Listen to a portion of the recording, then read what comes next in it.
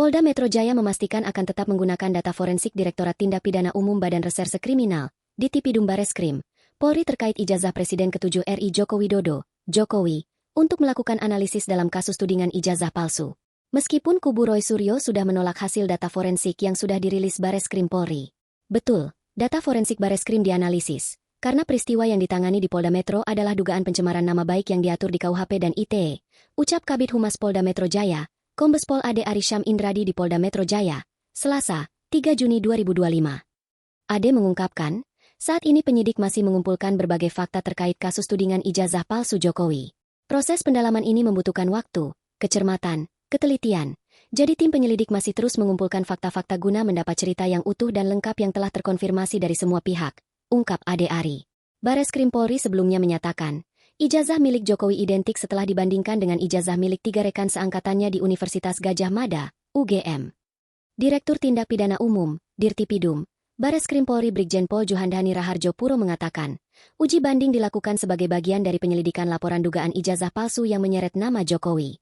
Dari peneliti tersebut maka antara bukti dan pembanding adalah identik atau berasal dari satu produk yang sama, kata Dirtipidum Bareskrim Polri Brigjen Juhandhani Raharjo Puro dalam konferensi pers di Bareskrim Polri, Jakarta, Kamis, 22 Mei 2025. Polisi mendapatkan kesimpulan tersebut berdasarkan hasil penyelidikan yang dilaporkan tim pembela ulama dan aktivis, TPUA, karena menduga ijazah sarjana kehutanan UGM milik Jokowi tidak valid. Adapun Jokowi melaporkan tudingan ijazah palsu ke Polda Metro Jaya, Rabu, 30 April 2025. Laporan tersebut registrasi dengan nomor LPB 28314/2025, SPKT Polda Metro Jaya. Ini sebetulnya masalah ringan, urusan tuduhan ijazah palsu. Tetapi memang perlu dibawa ke ranah hukum agar semuanya jelas dan gamblang, kata Jokowi di Polda Metro Jaya. Dalam kronologi yang disampaikan Jokowi saat membuat laporan, tersebut 5 nama.